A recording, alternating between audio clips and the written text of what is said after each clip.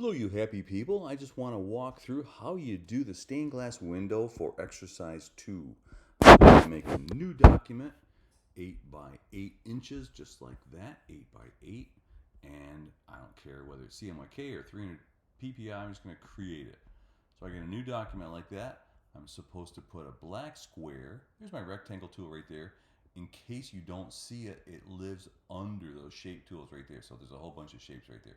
Rectangle tool. If I hold down the shift key when I grab my rectangle, it makes a square. Perfect. And on my square, right now it says I've got a black outline right there, stroke right there, no or a white fill. I don't want a line around the outside. I'm going to go click that and say 0. And then here I'm going to say fill me with black. Perfect. Now what I'm supposed to have is a line at the center, a guideline at the center, and a guideline vertically and horizontally. So that means I have to turn on my rulers. They live here under View, Rulers, Show Rulers, or Command R, just like that. Control R on a PC. There's my rulers. Roll your cursor over. I still have the rectangle tool. I don't need the rectangle tool, but anyway, I could. But roll your cursor over, and no matter what tool you're holding, as soon as you hit the rulers, it says, you must want a guideline, and I do. So click there. I'm just dragging it over until I hit the center of my square at 4 inches in. Same thing here, roll over there, click, drag down 4 inches down like that. Now I've got guides at the center.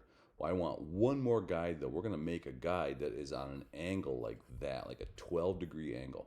So I'm going to grab my line tool here. I might switch to outline mode. View, outline, Command Y, Control Y on the PC. And what that'll do is show me just the lines. It doesn't show me the filled colors or anything like that. So it's an easier way to see the construction of your document. I'm going to grab my line tool right there. Again, it lives with a bunch of other stuff. So if you don't see it, just click there and hold it down. You'll see all the other goodies. And I'm just going to draw a straight line. If I hold down the shift key, it forces it to be a straight line. Now I'm going to get my rotate tool. It lives here. It might be reflect. So just take a look. Rotate tool right there. And what I want to do is make sure that I rotate this 12 degrees. So I'm going to need a way to type in numbers. And the way that you do that is you hold down the Option key or the Alt key on a PC and click on my line. And it says, how about 60? And I say, no, I want 12.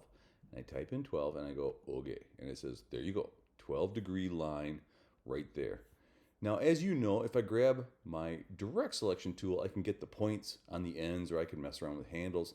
But I don't want to. I want to move the entire line. I'm going to grab my selection tool, the first one, grab that line and pull it until it lines up with that center point right there. So that's how that goes right there. So once I get that in place and I'm happy with that, I go to View, Guides, and Make Me a Guide. Whoops, I got to go back into this and select it. I forgot to select it, of course. Click there. That one's selected. View, Guides, Make Guide. So now what I've got are 3 guides. I've got a vertical, I've got a horizontal, and I've got my 12-degree right there. So what I then did was on this layer, I started fooling around with stuff. I just put a bunch of stuff in there. So put stuff in that slice, that little 12-degree slice that you've got right there. And then once I'm happy with that, what I'm going to do is grab everything. Select all, Command A, Control A, or just go up here to select all. Now, if you notice that your guidelines also light up, that means that you haven't locked your guides. View, Guides, lock the guides. Mine are locked. If you notice that your black square lights up, you don't want to rotate that. So that should be on a layer right here that's locked.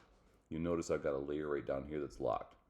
So all I want lit up is the stuff that's inside my 12-degree slice. Now that I've got just that, this is where the fun part happens. I grab my rotate tool again, and I come right to that center point right smack in the middle. And again, I hold down my Option key. Click once right there, and it says rotate 12 degrees, yes, but this time I'm going to say make me a copy. Doink. And then Command D or Control D or Edit Duplicate. Where is it going to be in there somewhere anyway? I can't find it, but it's Command D or Control D. Do that again. Doink, doink, doink, doink, doink, doink, doink, doink, doink, doink, doink. So that's how we do that. And if it's 12 degrees, I've got like 24 clicks to get a full stained glass window. Notice my black square did not also duplicate. My guides also did not duplicate. I can turn off the guides. I can hide the guides right here, hide guides. Also, you notice it's command semicolon. So I can see how beautiful my stained glass window is. Save that file and put it in exercise 2 Dropbox and get a huge, amazing mark from your professor. See you later.